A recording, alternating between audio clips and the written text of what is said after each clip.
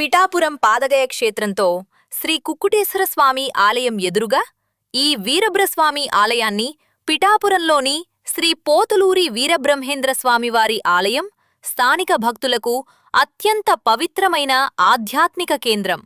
శ్రీమద్విరాట్ పోతులూరి వీరబ్రహ్మేంద్ర స్వామి బ్రహ్మంబారిని నిత్య పూజలు కార్యక్రమాలు ఘనంగా నిర్వహిస్తారు.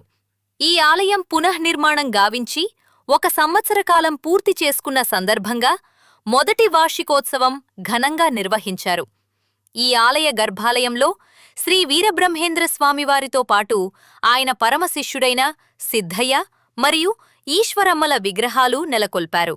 ఈ కార్యక్రమానికి ముఖ్య అతిథిగా జనసేన పార్టీ పిఠాపురం పట్టణ ఇన్ఛార్జ్ డాక్టర్ చిక్కాల వరలక్ష్మి రమణరావు విచ్చేశారు. ఈ సందర్భంగా ఆమె మాట్లాడుతూ, పిఠాపురం వీరబ్రహ్మేంద్ర స్వామి ఆలయానికి సంబంధించిన ఆలయ నేపథ్యం మరియు చరిత్ర, 17వ శతాబ్దానికి చెందిన శ్రీ పోతులూరి వీరబ్రహ్మేంద్ర స్వామి సమాజంలో సమానత్వాన్ని, ఆత్మజ్ఞానాన్ని పెంపొందించటానికి విశేష కృషి చేశారు. పిఠాపురం పట్టణంలో శ్రీ పోతులూరి వీరబ్రహ్మేంద్ర స్వామి ఆరాధనోత్సవాలు ప్రతి సంవత్సరం వైశాఖ శుద్ధ దశమి పర్వదినాన్ని పురస్కరించుకుని శ్రీ వీరబ్రహ్మేంద్ర స్వామివారి జీవ సమాధి దినోత్సవం, ఆరాధన మహోత్సవాలు ఇక్కడ అత్యంత వైభవంగా నిర్వహిస్తారు అని తెలిపారు.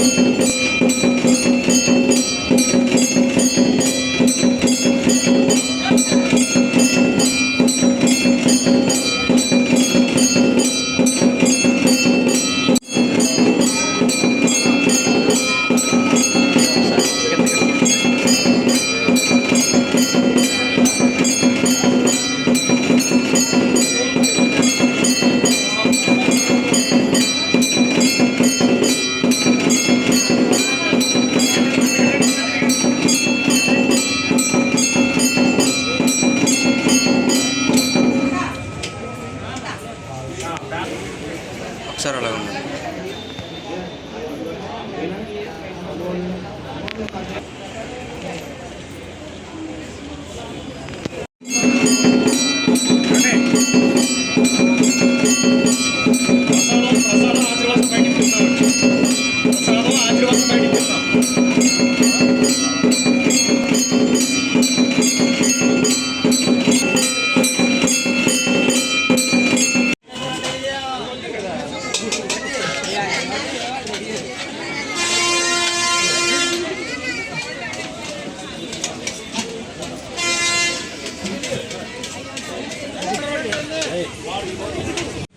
అందరికీ నమస్కారం అండి.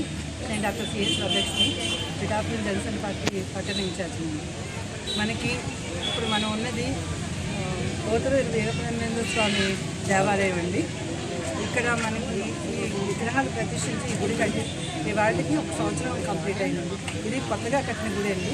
ఇంతకుముందు 1969లో ఇక్కడ పాత గుడి ఉండేది. దాన్ని స్థానంలోనే పునర్నిర్మాణం ఈ గుడి సంవత్సరం క్రితం కట్టారండి. మీకు తెలుసు పోతులూరి వీరబ్రహ్మేంద్ర స్వామి గారిని విశ్వమెరిగిన మనిషి అని. ఎందుకంటే ఆయన కాలజ్ఞానం అని చెప్పి ఒక మహాగ్రంథాన్ని రచించారు. ఇప్పటికి కూడా కాలజ్ఞానాన్ని ప్రామాణికంగానే చెప్తారు. ఎందుకంటే భవిష్యత్తు ఏం జరుగుతుంది అన్నది కొన్ని వందల సంవత్సరాల క్రితమే ఆయన చెప్పి ఆ కాలజ్ఞాన గ్రంథాన్ని మనకి అందించారండి. అలాంటి మహత్తర బ్రాహ్మణ సంఘానికి సంబంధించిన వ్యక్తులు ప్రతి సంవత్సరం కూడా కార్తీక మాసంలో స్వామివారి ఉత్సవాలు చాలా ఘనంగా జరుగుతాయి పిఠాపురం పట్టణంలో. పిఠాపురం గురించి చెప్పాలి అంటే మనకి టెంపుల్స్ చాలా ఉంటాయి, చాలా ప్రసిద్ధి చెందింది. పురాణ కాలం నుంచి ఉన్న దేవాలయాలు కూడా ఉన్నాయి. మనకి మన ఉప ముఖ్యమంత్రి పిఠాపురం ఎమ్మెల్యే గారు కొడిదెల పవన్ కళ్యాణ్ గారు ఎమ్మెల్యేగా ఆయన దగ్గర నుంచి కూడా పిఠాపురాన్ని ఒక టెంపుల్ సిటీగా డెవలప్ చేస్తాను అని చెప్పేసి ఎన్నికల సమయంలోనే చెప్పారు. దానికి తగ్గట్టుగానే ఈ 2 సంవత్సరాల్లో చాలా దేవాలయాలు వాటి పునర్నిర్మాణానికి నోచుకున్నాయండి. ముఖ్యంగా చెప్పాలంటే ఈ గుడి ఒకటి. రెండోది సకలేశ్వర స్వామి టెంపుల్, అది కూడా జీర్ణోద్ధరణ చేసుకున్న గుడిని ఇప్పుడు చాలా నూతనంగా నిర్మించారండి. అది కూడా ఈ నెలాఖరికి విగ్రహ పునఃప్రతిష్ఠ ఇవన్నీ కూడా చేస్తున్నారు. మనకి పిఠాపురం అన్నది ఒక ధార్మిక పట్టణంగా మనం చెప్పుకోవచ్చు. ఎందుకంటే ఇక్కడ శైవాలయాలు ఉంటాయి, వైష్ణవాలయాలు ఉంటాయి. అలాగే దత్తాత్రేయుడు ప్రథమావతారం శ్రీపాద శ్రీవల్లభ స్వామి కూడా ఇక్కడే జన్మించారు.